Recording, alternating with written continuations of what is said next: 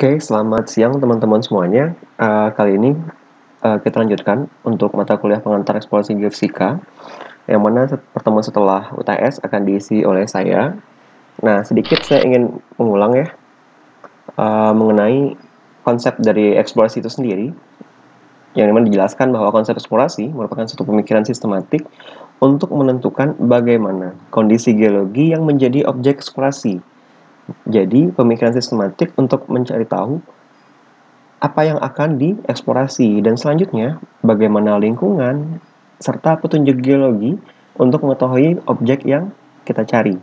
Nah, jadi secara umum sudah jelas ya bahwa eksplorasi itu sendiri berarti mencari, artinya suatu sumber daya alam yang terdapat di dalam bumi seperti itu. Nah, bagaimana kita untuk mengetahuinya? Kita lihat dulu kondisi geologinya bagaimana terkait dengan objek yang akan kita cari. Selanjutnya kita perhatikan, kita amati bagaimana lingkungannya, dan kita lihat apa-apa saja petunjuk geologi yang dapat kita amati. Selanjutnya, bagaimana tantangan ahli dari eksplorasi sendiri? Nah, ahli eksplorasi akan menghadapi pertanyaan sebagai berikut. Pertama, apa sih yang akan dicari? Atau apa sih yang akan dieksplorasi? Selanjutnya, di mana letak eksplorasinya? Artinya posisi ya. Kemudian, bagaimana melakukan eksplorasi? Ketika suatu sumber daya alam terdapat di bawah bumi, apa yang harus kita lakukan? Nah, selanjutnya, alat apa yang akan digunakan atau dipakai untuk eksplorasi? Apa kita hanya menggunakan palu geologi saja, atau perlu melakukan pemboran atau bagaimana seperti itu? Dan selanjutnya, berapa banyak potensi dari sumber daya alam tersebut? Apakah bersifat ekonomis atau tidak? Nah, jadi dalam konsep eksplorasi diperlukan satu strategi dalam melakukan eksplorasi, kemudian dimanfaatkan juga teknologi untuk melakukan eksplorasi, yang mana tujuannya untuk memudahkan, mengefisienkan, dan mengefektifkan pekerjaan kita nanti.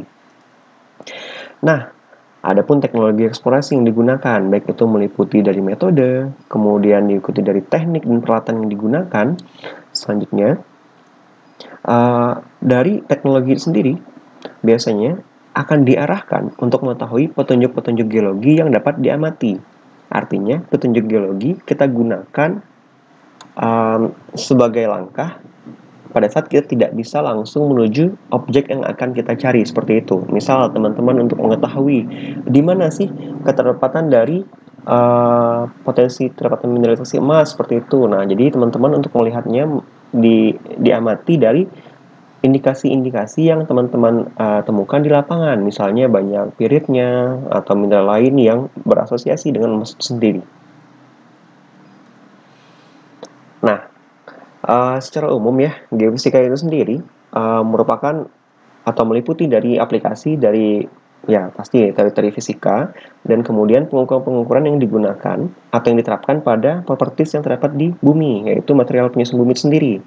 Nah, apa saja sih aplikasi dari teori fisika yang kita gunakan seperti itu untuk geofisika sendiri? Yang pertama ada seismologi, geotermometri, kemudian hidrologi, physical oceanography, kemudian lain sebagainya, dan yang paling akhir yaitu eksplorasi dan engineering geophysics. Nah, ini yang akan kita lakukan, yaitu kita akan menggunakan satu instrumen untuk melakukan satu eksplorasi terkait dengan keterlibatan sumber daya alam yang ada di bawah permukaan bumi.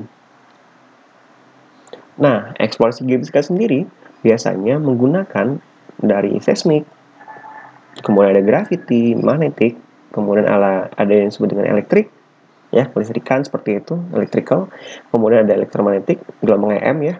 Kemudian metode-metode itu digunakan untuk mencari atau menemukan atau melakukan eksplorasi untuk keterlibatan minyak bumi atau gas bumi, kemudian dari mineral, kemudian bahkan sumber daya air. Nah, yang pasti yang kita cari itu yang memiliki nilai ekonomis. Nah, sekarang apa sih tujuan dari eksplorasi itu sendiri? Atau apa sih tujuan dari penggunaan metode geofisika dalam eksplorasi? Tujuannya itu untuk melakukan atau untuk mendeduksi atau mempelajari struktur bawah permukaan bumi dengan menggunakan sifat-sifat fisika yang berasosiasi dengan fenomena fisik yang teman-teman deteksi atau dapat amati di permukaan. Contoh,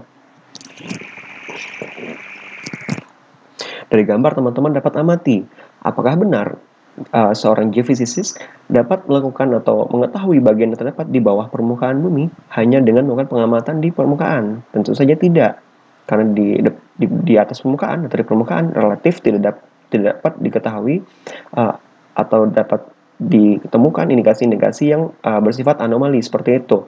Nah, bagaimana geofisika secara umumnya bekerja? Yaitu dengan menggunakan satu instrumen. Salah satunya itu dengan menggunakan misal dengan geolistrik seperti itu, dengan menggunakan instrumen geolistrik, melakukan pengukuran di permukaan sehingga nantinya akan digunakan sifat-sifat fisika tertentu. Artinya dengan menjelaskan arus seperti itu, nah nanti akan diketahui itu dari respon yang terdapat di bawah permukaan bumi, kemudian ditangkap dengan sensor-sensor yang tanam di permukaan, kemudian dibaca oleh alat seperti itu. Nah nantinya akan diperoleh satu kenampakan dari bawah permukaan yang berupa properties dari batuan yang terdapat di bawah permukaan. Nah semoga teman-teman paham ya.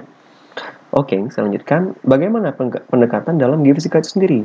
Geofisika merupakan satu cara atau metode yang digunakan untuk mempelajari fenomena fisik bumi dengan menggunakan prinsip-prinsip serta ilmu fisika dan matematika, atau bersifat matematis juga ya.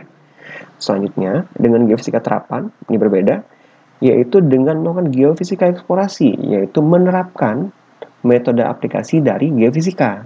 Bagaimana sih caranya? Oke, pada suatu material atau suatu medium seperti kita anggap sebagai bumi merupakan satu medium, kemudian terdapat gejala-gejala fisik di permukaannya, kemudian dideteksi dengan alat. Oke, nah selanjutnya kita peroleh tuh data dari pendeteksian ini sendiri, kemudian kita olah datanya, kita bikin model semacamnya. Nah nanti dari hasil pengolahan data itu dapat kita lakukan suatu modeling atau satu interpretasi mengenai bagaimana sih bentuk yang terdapat di bawah permukaan bumi itu sendiri.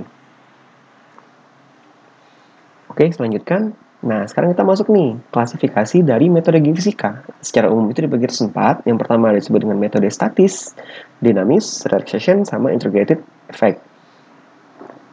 Nah, statis ini sendiri menyatakan bahwa besaran-besaran fisik yang diukur dari bumi tanpa memberikan atau masukkan sinyal input ke dalam bumi. Artinya, kita hanya menangkap bagaimana besaran-besaran fisik yang terdapat di dalam bumi secara alami, ya. Contoh, kita melakukan pengukuran untuk medan gravitasi bumi, kemudian medan magnet bumi maksudnya, kemudian medan gradien termal bumi, ya, kemudian pengukuran dari gradien potensial listrik. Nah, jadi yang statis ini secara alami tanpa kita memberikan satu gangguan di permukaan. Sedangkan yang dinamis, kita melakukan atau menginput suatu gangguan di permukaan. Artinya kita input ke dalam bumi seperti itu, dan kemudian pada tempat tertentu sinyal atau respon dari material yang dapat di bawah bumi itu sendiri dapat diukur. Jadi misalnya kita melakukan geolistrik seperti itu, kita menginjeksikan suatu arus listrik di permukaan, kemudian akan menembus batuan di bawah permukaan, kemudian batu-batu material tersebut akan memberikan respon terhadap sifat listrik yang mendatanginya. Seperti itu ya, kemudian nanti akan dipantulkan atau akan ditangkap beda potensialnya di permukaan oleh alat yang sudah dipasang, seperti itu. Contoh misalnya, waktu tempuh dari gelombang dicatat dalam instrumen seismik, ya, seismik merupakan gelombang mekanis sendiri, teman-teman paham semuanya, bagaimana kita menginjeksikan satu getaran dari source dari permukaan, kemudian nanti akan menembus di bawah permukaan, kemudian respon masing-masing lapisan nanti akan ditangkap di permukaan oleh alat yang disebut dengan geofon. Nah, ini metode relaxation nih, yaitu merupakan metode yang digunakan atau metode yang terletak antara metode pertama dan metode kedua, yaitu merupakan kombinasi ya. Mungkin dapat juga dianggap sebagai metode statis yang bersifat ada statisnya, ada dinamisnya seperti itu. Misal suatu sinyal input dimasukkan ke bumi. Nah, di sini kita dapat mengamati kalau ini bersifat dinamis ya. Kemudian, maka dari bagian bumi akan terganggu tuh di bawah permukaan. Kemudian dengan alat tertentu akan diamati waktu yang dibutuhkan sebagian terganggu tersebut untuk menjadi normal kembali. Nah, jadi ini adanya mix antara dinamis dan statis. Kemudian ada yang disebut dengan metode integrated effect, yaitu suatu bagian di bumi mengeluarkan sinyal tertentu yang dapat diamati di ukur permukaan. Contoh, pengukuran sinyal yang diakibatkan oleh zat radioaktif suatu daerah, di mana radioaktif ini berdasarkan dari unsur-unsur yang terdapat di permukaan bumi itu sendiri. Nah, sinyal-sinyal itu yang akan ditangkap nanti di permukaan. Oke, kaget. Oke, selanjutkan. Nah, di sini dapat diamati ya, bagaimana peran dari masing-masing metode geofisika tadi terhadap, data-data yang dapat kita amati, atau petunjuk-petunjuk geologi yang dapat kita gunakan untuk menentukan suatu eksplorasi, sumber daya alam, seperti itu. Misal pada tahap pre-drilling, artinya sebelum dilakukan suatu pengeboran, nah kita bisa nih menggunakan metode geofisika gravity, seismik, ataupun, geological engineering study, yaitu dengan kita melakukan pemetaan geologi, seperti itu. Nanti mengamati, batu-batuan di permukaan, fasies pengendapan seperti apa, dan lingkungan pengendapannya bagaimana. Nah, nanti dari data ini dapat kita amati bagaimana sih kualitas data yang dihasilkan ketika kita menggunakan gravity. Oh iya, contoh misalnya untuk struktur dan luasan suatu daerah dengan metode gravity, nah data yang dihasilkan nanti akan bersifat baik. Nah, sedangkan untuk yang seismik, artinya dengan memanfaatkan amplitude dan karakteristiknya. Nah, untuk struktur dan area relatif bersifat average data source, artinya datanya dapat digunakan, tapi bersifat rata-rata seperti itu. Nah, bagaimana data yang paling bagus? Nah, seismik nih dengan memanfaatkan velocity-nya, kita dapat nih dengan baik menggunakan datanya sebagai pendekatan untuk mengetahui struktur dan luasan daerah struktur dan areanya pada suatu wilayah eksplorasi. Nah, jadi dengan matriks ini teman-teman dapat menentukan, dapat mengetahui bagaimana sih tahap-tahap eksplorasi yang akan kita lakukan dan metode apa yang kira-kira presisi kita gunakan pada saat misal sebelum pengeboran, selama pengeboran, bahkan setelah pengeboran di tahap development, yaitu pengembangan dari satu wilayah untuk dilakukan eksploitasi. Jadi diamati ya, warna hijau menunjukkan nomor 4 itu kualitas data yang rendah atau buruk seperti itu. Kemudian average itu cukup, kemudian good, baik ya. Kemudian best source artinya datanya sangat bagus seperti itu. Nah, sekarang kita masuk ke geolistrik. Di mana geolistrik ini sendiri merupakan salah satu metode geofisika yang sudah kita bahas tadi ya. Merupakan salah satu contoh geofisika bersifat metode yang dinamis, di mana kita memberikan suatu input terhadap bagian bawah permukaan bumi. Ya, permukaan bumi kita berikan sinyal gangguan atau arus listrik seperti itu, arus kita injeksikan ke dalam bumi, kemudian nanti akan merambat di bawah permukaan bumi, kemudian nanti responnya sendiri akan menangkapkan suatu beda potensial yang nanti akan ditangkap oleh elektrode yang sudah dipasang di permukaan bumi. Oke, selanjutkan, apa itu metode geolistrik? Merupakan metode yang meliputi pendeteksian efek-efek kelistrikan di permukaan bumi yang diakibatkan oleh aliran arus di dalam bumi atau batuan. Ya, secara otomatis batuan terdapat di bawah permukaan bumi. Nah, besar-besaran apa yang kita ukur nanti? Yang pertama ada potensial listriknya, kemudian ada arus listriknya, kemudian ada medan elektromagnetiknya. Selanjutnya, sumber arusnya dapat bersifat alamiah maupun buatan diinjeksikan ke dalam bumi. Ya, artinya ketika alamiah bersifat alamiah, artinya kita menginjeksikan arus alamiah, artinya kita menangkap sifat-sifat kelistrikan yang secara otomatis sudah terdapat di alam seperti itu tanpa melakukan injeksi. Sedangkan buatan artinya bersifat dinamis, kita melakukan injeksi arus di permukaan, kemudian nanti akan mengalir ke bawah permukaan ya, mengenai batuan di permukaan, kemudian ditangkap di permukaan untuk responnya. Selanjutnya dari metode geolistrik ini sendiri yang kita gunakan, yang diterapkan yaitu asumsi homogen isotropis, yaitu bahwa bumi tersusun oleh material yang bersifat homogen. Nah, dengan sifat ini maka metode geolistrik dapat kita lakukan. Nah, selanjutnya bagaimana sih klasifikasi dari metode geolistrik itu sendiri? Ada yang bersifat alami, artinya kita menangkap saja sinyal-sinyalnya. Ya, sifat kelistrikan kita tangkap saja tanpa melakukan input. Nah, selanjutnya ada juga yang kita memasukkan input ke permukaan bumi, dia akan menerus batuan di bawahnya. Yang alamiah atau disebut dengan metode pasif atau statis ya, itu contohnya metode SP gitu, self potential, kemudian tellurics, kemudian magnetotellurics, di mana masing-masingnya ini akan berpengaruh akan disebabkan oleh interaksi dari medan magnet akibat interaksi misal dari MT sendiri, menjelaskan nanti interaksi antara ionosfer bumi kemudian dengan matahari, kemudian munculnya satu medan magnetik, kemudian nanti berinteraksi dengan batu-batu yang permukaan bumi, kemudian menghasilkan satu arus telluric seperti itu. Nah, sedangkan sumber buatan itu secara umum nanti akan membahas tentang metode resistivitas, ya, nanti tahanan jenis batuan, kemudian IP atau induced polarization. Nah, ini perulangan kembali ya, di mana metode geolistrik merupakan metode eksplorasi geofisika dinamis dengan mengobservasi medan listrik yang disebabkan oleh arus yang masuk ke bawah permukaan. Jadi ketika arus kita injeksi di bawah permukaan, nanti akan muncul satu medan listrik, kemudian munculkan satu beda potensial nanti di permukaannya. Jadi masing-masing batuan nanti akan memberikan respon tertentu nanti lapisan-lapisannya.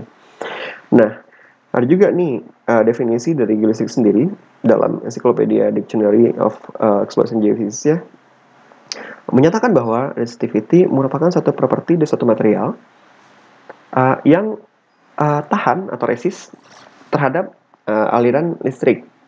Jadi gini, resist di sini berarti kemampuan material tersebut ketika diinjeksikan atau dialiri oleh satu aliran listrik, apakah dia mampu bersifat sebagai konduktor atau sebagai isolator, atau dia dapat mengalirkan listrik dengan baik, atau dia dapat menahan aliran tersebut berdasarkan dari komponen-komponen penyusun batuan itu sendiri. Nah, mungkin teman-teman juga sudah pernah mendengar ya tentang resistansi. Resistansi sendiri berarti hambatan jenis ya, dimana bergantung dari sifat bahan dan sedikit faktor dari ukuran atau geometri. Nah, pada resistensi ini sendiri berlaku hukum Ohm. Mungkin teman-teman tahu, yaitu hambatan jenis berbanding lurus dengan beda potensial yang dihasilkan ketika terjadi injeksi arus. Seperti itu dapat dilihat rumusnya seperti ini, R sama dengan V per I. Ya.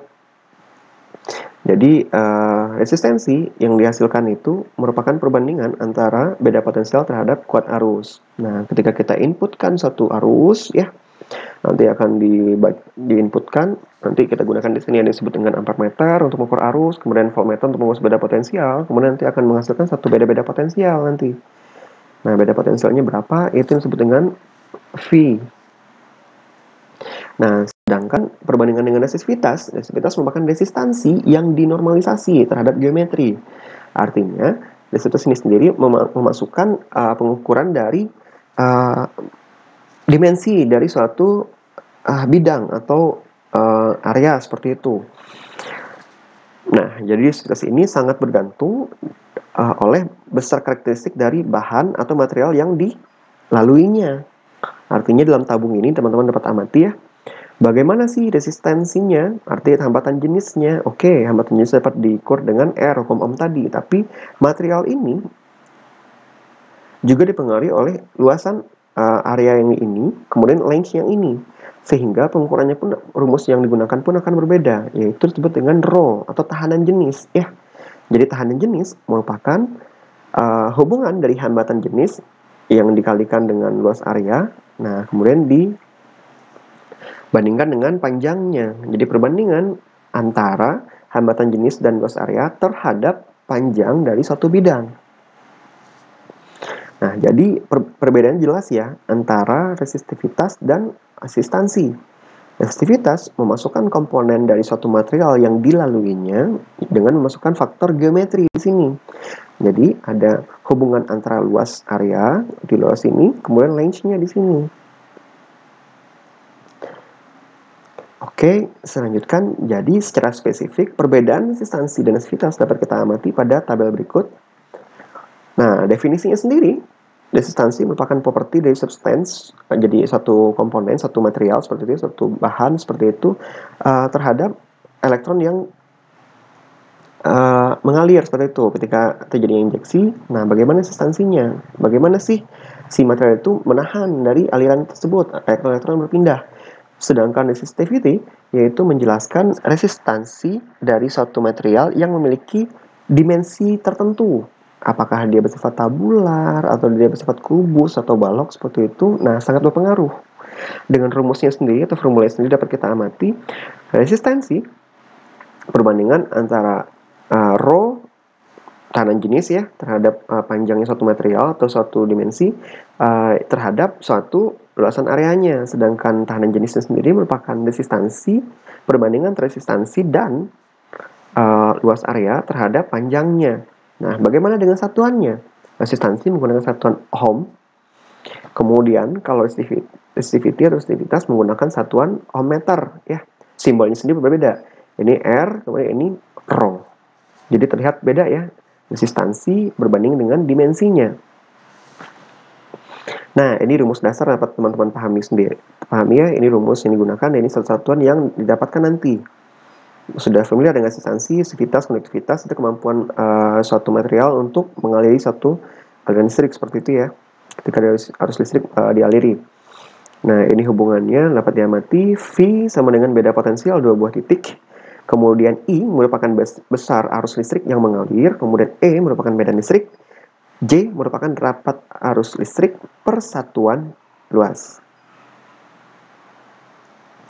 Nah, sekarang selanjutkan. Bagaimana sih prinsip dasar resistivitas itu sendiri? Yang pertama, arus listrik itu diinjeksikan ke dalam bumi melalui dua elektrode arus. Nah, dapat diamati nih. A dan B berperan sebagai elektrode arus. Kemudian, beda potensial yang terjadi diukur oleh dua elektrode potensial. Yang mana? Nah, yang ini. M yang N ini akan menangkap beda potensial yang ditangkap dari injeksi arus di bawah permukaan tadi tuh. Ketika arus diinjeksi A dan B elektrodenya, kemudian nanti ditangkap oleh M dan N. Nah, kemudian dari hasil pengukuran arus dan beda potensial untuk setiap jarak elektrode, arti setiap jarak elektrode ini, kemudian dapat diturunkan variasi harga hambatan jenis masing-masing lapisan di bawah. Artinya dapat nanti diamati tuh rho yang dihasilkan berapa per titiknya. Arti nanti dapat titiknya berapa, rho-nya di sini seperti itu, dan nanti dilakukan kemudian berulang seperti itu. Nah, untuk satu pengukuran, ada satu titik ukur nanti kita sebut sebagai sounding point. Arti di sini menyatakan bahwa sounding point-nya di sini nih. Sedangkan A dan B berperan sebagai elektrode arus, M dan N berperan sebagai elektrode potensial. Nah, selanjutnya, survei geolistrik sendiri dilakukan dengan menginjeksikan arus. Teman-teman sudah paham tadi. Nah, arus yang diinjeksikan itu berdasarkan arus yang searah ya, atau DC, ke dalam tanah melalui dua elektroda. Nah, nanti ditangkap beda potensialnya oleh elektroda potensial lainnya. Nah, nanti yang ditangkap itu akan kita sebut sebagai tahanan jenis atau rho semu atau apparent resistivity. Nah, nanti akan dijelaskan pertemuan berikutnya apa sih yang dimaksud dengan tahanan jenis semu. Nah, dari gambar dapat diamati bahwa I ini merupakan injeksi arus ditemukan pada titik O, yaitu sounding point-nya di sini. Kemudian nanti akan bersifat menjalar ya ke bawah permukaan. Injeksi arus ini sendiri nanti nanti akan diperoleh tuh. R ini merupakan menjelaskan untuk jari-jari ya, jarak yang ditempuh dari I kepada bidang atau permukaan dari ekuipotensial. Bidang ekuipotensial sendiri menjelaskan bahwa bidang-bidang di mana setiap titik dalam bidang ini memiliki beda potensial atau potensial listrik yang sama. Nah, nanti akan diperoleh tuh ketika dia nyampe di sini berapa untuk beda potensialnya, ketika nyampe di sini berapa beda potensialnya. Nah, beda potensial yang didapatkan nanti akan ditangkap oleh elektrode-elektrode yang dapat di permukaan. Nanti dapat kita ketahui tuh bagaimana tahanan jenisnya, apakah besar, apakah kecil, apa dia bersifat high resistivity atau low resistivity.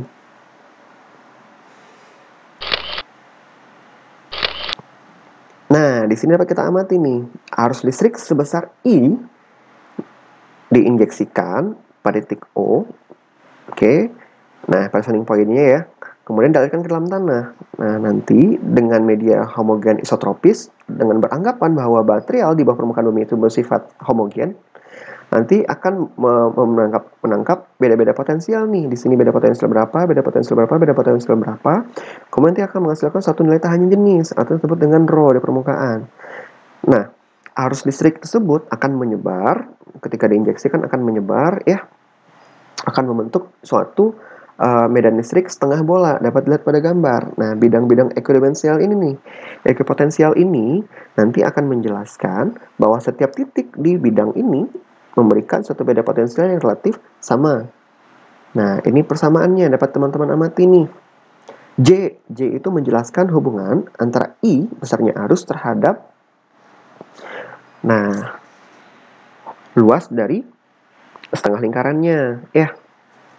PR kuadrat di sini. Nah, kemudian nanti arus total yang menembus permukaan dari setengah bola itu dapat ditemukan dengan persamaan seperti ini.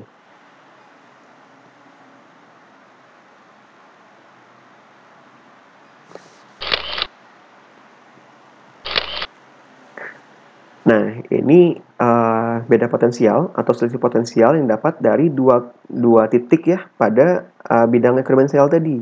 Dapat ditemukan dengan persamaan ini. Berarti ada hubungan diferensial dari rho, kemudian I arus dengan luas tengah lingkaran tadi. Kemudian dengan mengintegrasikan persamaan di atas, maka diperoleh harga potensial pada titik P. Arti pada titik P ketika tadi diinjeksikan di sebelah kanan tadi ya bidang tadi. Nah, nanti akan menghasilkan beda potensialnya berapa nih dengan rumus ini. Nah, ini teori dasarnya. Nah, selanjutnya kita akan masuk ke sifat kelistrikan di suatu batuan. Ya, sifat kelistrikan batuan dapat dikaji dalam metode geolistrik. Apa saja? Yang pertama, potensial listrik alamiahnya bagaimana, kemudian konduktivitas atau resistivitas listriknya bagaimana, kemudian konstanta dielektriknya bagaimana. Nah, resistivitas berperan sangat penting dibandingkan dengan sifat yang lainnya. Sifat-sifat inilah yang akan deteksi menggunakan metode geolistrik. Jadi yang kita fokuskan sekarang itu untuk mengukur resistivitas, yang mana kalau berlawanan dengan konduktivitas, ya. Nah, secara umum terdapat 3 jenis konduktivitas ya. Ada yang disebut dengan konduksi secara elektronik, kemudian elektrolit, dan dielektrik. Nah, di sini dapat kita amati pada konduksi secara elektronik terjadi pada batuan atau mineral yang mempunyai banyak elektron bebas ya. Jadi arus listriknya akan dialirkan oleh elektron bebas tersebut. Sedangkan untuk elektrolit atau konduksi secara elektrolit atau mediumnya merupakan fluida ya, cairan elektrolit. Nah, nanti terjadi pada batuan mineral yang bersifat porus. Jadi lebih berperan di sini tuh fluidanya dan memiliki pori-pori yang terisi oleh cairan elektrolit. Oke. Nah, selanjutnya konduksi secara dielektrik yaitu ketika terjadi polarisasi pada saat bahan atau material gitu dialiri oleh arus listrik serta bahan yang bersifat dielektrik terhadap aliran arus listrik. Jadi konduksi secara dielektrik ini terjadi akibat adanya polarisasi pada saat suatu material atau bahan diinjeksikan arus listrik. Nah, kemudian bahan tersebut bersifat dielektrik, kemudian juga memberikan respon terhadap aliran arus listrik yang diinjeksikan. Nah, berdasarkan harga resistivitasnya, batuan atau mineral dapat digolongkan menjadi yang disebut dengan konduktor baik, konduktor sedang, dan isolator. Nah, ini contohnya nih. Konduktor baik itu nilainya seperti ini, 10 pangkat 8, rho-nya itu di antara 10 pangkat min 8 dan 1 ohmmeter. Sedangkan konduktor sedang itu memiliki nilai di antara 1 hingga 10 pangkat 7 ohmmeter. Kemudian isolator besar dari 10 pangkat 7 ohmmeter. Jadi hambatannya sangat besar ya. Nah, ini konduksi elektrolit ya, di mana sebagian batuan bukan merupakan konduktor baik. Nah, hanya sedikit arus yang mengalir melalui matriks batuan, artinya melalui agregat dalam batuan sendiri. Arus listrik pada batuan terjadi terutama akibat adanya fluida, jadi terdapat pori-pori itu di dalamnya. Jadi arus listrik mengalir dibantu oleh fluida elektrolit sendiri. Kemudian nanti nilai resistivitas formasi batuan itu akan dipengaruhi oleh porositasnya. Artinya pertama, besar butir, susunan butirnya apakah dia kemas terbuka atau kemas tertutup, seperti itu. Kemudian umurnya bagaimana, apakah dia tua dengan muda, dia hubungannya dengan kompaksi. Ketika dia tua, misal akan kompaksi maksimum terjadi seperti itu, borrow historinya semakin maksimum terjadi seperti itu. Kemudian proses-proses geologi yang mengaruhinya, apakah nanti akan muncul crack atau tidak gitu, apakah nanti bakal muncul sesar, kekar, dan segala macamnya. Kemudian ada fluida, bagaimana fluida di dalamnya, apakah porinya itu saling berhubungan, connected pori ya. Ketika dia connected, nah, artinya mobilitas fluidanya akan semakin tinggi. Kemudian konsentrasi ionnya pun akan semakin merata seperti itu. Dan temperaturnya bagaimana? Apakah dia rendah atau dia tinggi? Kemudian kandungan mineral lempungnya bagaimana? Artinya clay yang terdapat dalam batuan gimana? Ketika dia banyak, apakah dia bersifat nanti sebagai high resistivity atau low resistivity? Nah, ini digunakan hukum Archie ya untuk persamaan empirik pada batuan berpori atau sedimen. Teman-teman dapat amati rumusnya sebagai berikut. Di mana dapat diamati di sini ya, rho F yaitu resistivitas formasi batuan sama dengan konstanta yang digunakan ya A terhadap konstanta dan resistivitas air formasi, kemudian terhadap hubungannya terhadap porositas, kemudian hubungannya terhadap saturasi dari suatu fluid tersebut. Nah, ini tekstur yang dapat kita amati nih. Bagaimana sih peran-peran dari masing-masing tekstur pada batuan itu dalam ketika diinjeksikan satu arus listrik seperti itu. Dapat diamati well sorted sandstone ya, porinya relatif semacam tidak merata seperti itu. Dapat terlihat di sini di saat well sorted porositasnya dapat kita amati dengan baik. Kemudian ada poorly sorted sandstone ya, banyak ketidakseragaman dari ukuran-ukuran butir mengakibatkan banyaknya pori-pori yang terbentuk ya. Secara tidak langsung kan menjelaskan adanya connected porosity di sini. Kemudian ada limestone ya, banyaknya yang kita sebut sebagai cave atau gua-gua dalam batu gamping itu sendiri, atau vagi porosity seperti itu, nanti akan membuat satu gerowong-gerowong. Kemudian well sorted sandstone with deposition ya, ketika banyaknya porositas tapi sudah terisi tuh oleh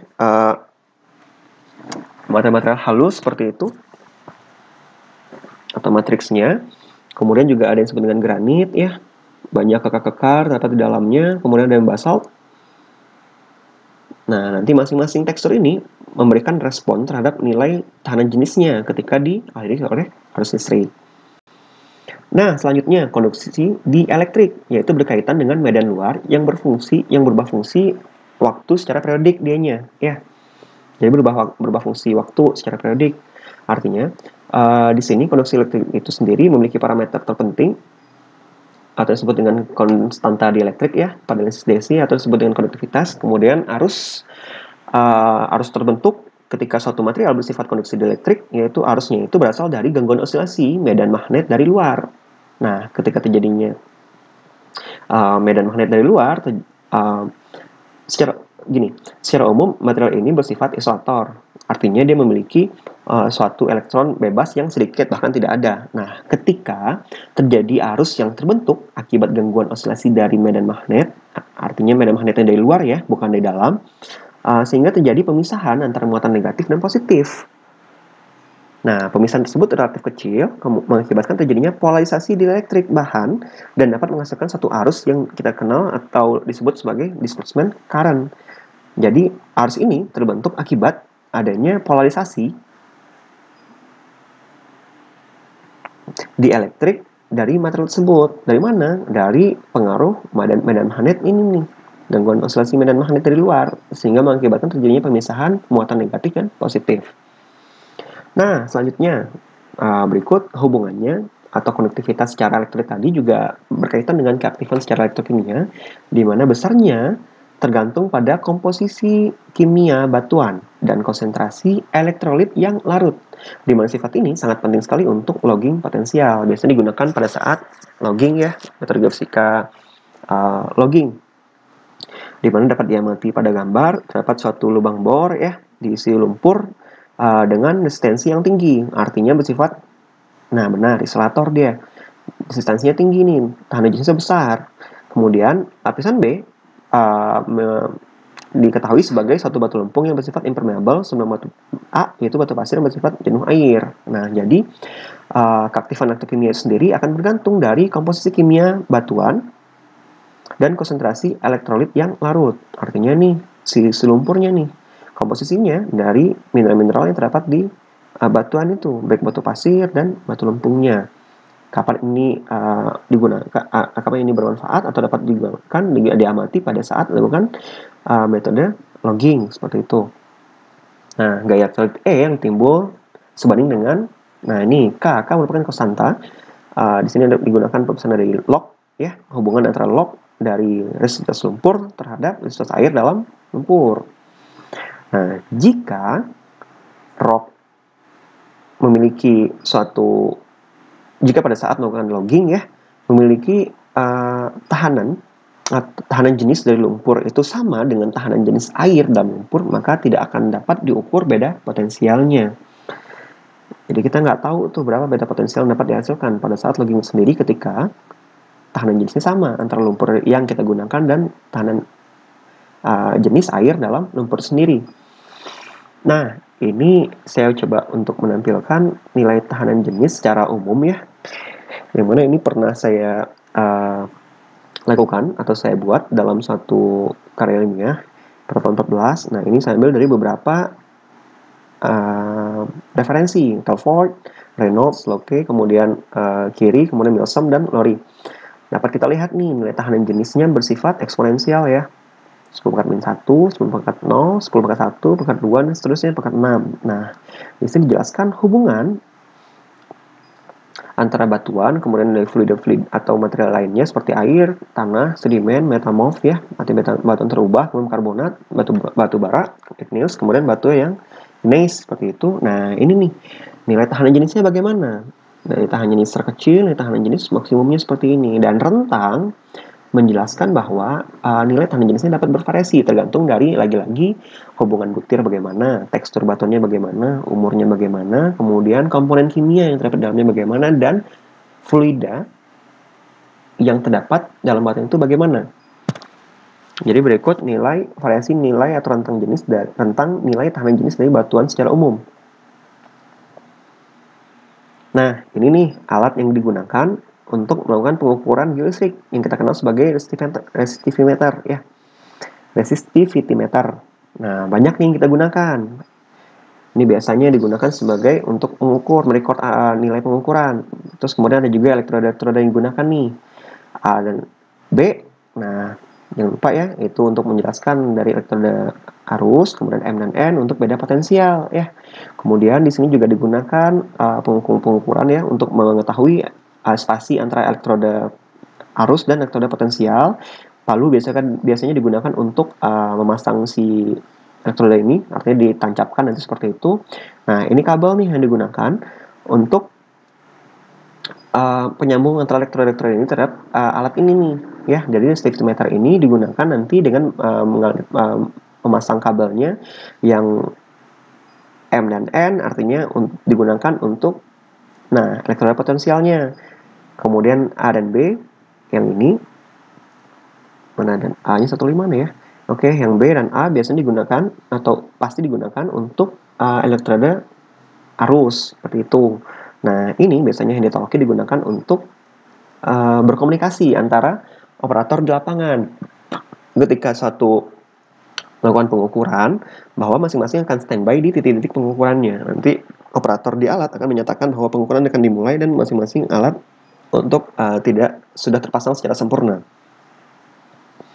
Nah, metode akuisisi di data geolistrik sendiri berdasarkan letak atau konfigurasi dari elektroda potensial maupun elektroda arusnya dapat dibedakan menjadi setidaknya ada 5 nih. Ada yang disebut dengan metode Schlumberger, kemudian Wenner, kemudian dipole sounding, kemudian dipole, kemudian pole-dipole. Nah, masing-masingnya nanti akan berbeda dari konfigurasi elektroda potensial dan elektroda arusnya. Nanti kita akan bahas di pertemuan selanjutnya. Nah, teknik pengambilan data ada yang disebut dengan pertama sounding, artinya pengukuran pada satu titik ya, dimana pada gambar tadi dijelaskan A dan B merupakan elektroda arus, kemudian M dan N merupakan elektroda potensial ya. Nah, di sini nanti dicatat nih berapa beda potensial yang didapatkan. Nah, di sini harus diinjeksikan. Nah, spasi ini akan berpengaruh nanti terhadap metode siapa yang kita gunakan. Apakah kita menggunakan metode Wenner atau Schlumberger. Nah, kemudian di sini menjelaskan metode atau teknik pengambilan data secara lateral ya, atau mapping, nanti melakukan pengukuran data dengan berpindah-pindah elektrodanya nanti. Nah, ini dilakukan secara lateral, nanti akan didapatkan bagaimana sih kenampakan metode sendiri melakukan pengukuran di beberapa titik ya. Kalau sounding tadi kan satu titik, kalau ini beberapa titik.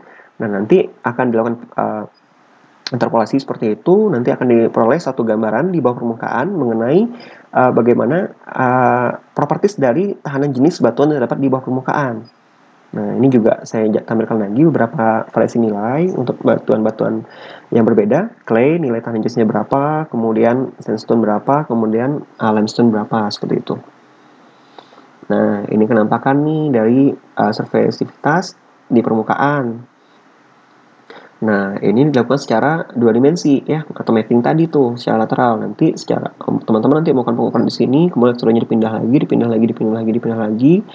Nah, nanti akan diperoleh tuh secara masif bagaimana respon dari tahanan jenis batuan terdapat di bawah permukaan. Nah, masing-masing warna yang kita lihat di sini akan memberikan sifat yang berbeda-beda. Misal di sini dapat kita amati semakin merah warnanya seperti itu ya. Nah, memperlihatkan nilai tahanan jenis yang semakin tinggi. Sedangkan yang ini artinya memperlihatkan nilai tahanan jenis yang semakin rendah. Artinya kalau rendah, artinya dia bersifat sebagai konduktif. Ketika dia tinggi, artinya bersifat sebagai resistif. Tahan dia. Tidak dapat dialiri dia. Nah, secara umum keunggulan metode glisrik sendiri banyak hal ya. Tapi metode glisrik itu lebih efektif digunakan untuk eksplorasi yang sifatnya dangkal dan jarang memberikan informasi mengenai lapisan yang dalam atau lebih dari 1000 atau 1500 feet. Jadi ideal ketika teman-teman melakukan eksplorasi dengan kedalaman yang tidak lebih dari 1000 atau 1500 feet. Nah, sedangkan secara umum metode ini juga digunakan untuk eksplorasi air tanah, pencarian aquifer ya. Kemudian biji, besi, nikel, dan batu bara. Selanjutnya ada geothermal juga ya, untuk menentukan berapa jauh misalnya heat source, bukan heat source sih, jadi berapa jauh misalnya keterlapatan dari struktur geologi bisa untuk daerah geothermal seperti itu. Nah, selanjutnya juga untuk mendukung kegiatan teknik sipil, biasanya untuk menentukan berapa jauh sih kedalaman batuan dasarnya untuk pemasangan satu pondasi seperti itu. Kemudian juga eksplorasi lingkungan, contoh untuk mengetahui pencemaran air tanah dari unsur-unsur kimianya ya. Kemudian pendugaan bidang gelincir pada longsoran tanah, artinya struktur juga nih. Jadi ada crack di mana seperti itu dan adanya anomali dan dapat dilakukan sebagai indikasi nanti bahwa adanya suatu zona yang tidak stabil di sana, bisa diduga sebagai bidang gelincir. Nah, ini kenapa kan dari aqueduct sounding tuh membawa alat ke lapangan, kemudian nanti dilakukan persiapan, mengisi satu form ya. Form ini digunakan untuk merecord semua data yang dihasilkan nanti, kemudian mencatat data lapangan, dengan tentunya melakukan penguploadan data di mana kita melakukan titik pengukuran, jangan lupa diplot. Kemudian nanti dilakukan pengukuran tuh dengan menginjeksikan arus. Kemudian menganggap berapa beda potensial yang terrecord di data ini, di alat ini. Oke, sekian untuk pertemuan kali ini. Selanjutnya kita akan masuk ke geolistrik di pertemuan selanjutnya. Jadi saya harap teman-teman mengerti dan silakan diikuti instruksi selanjutnya. Terima kasih.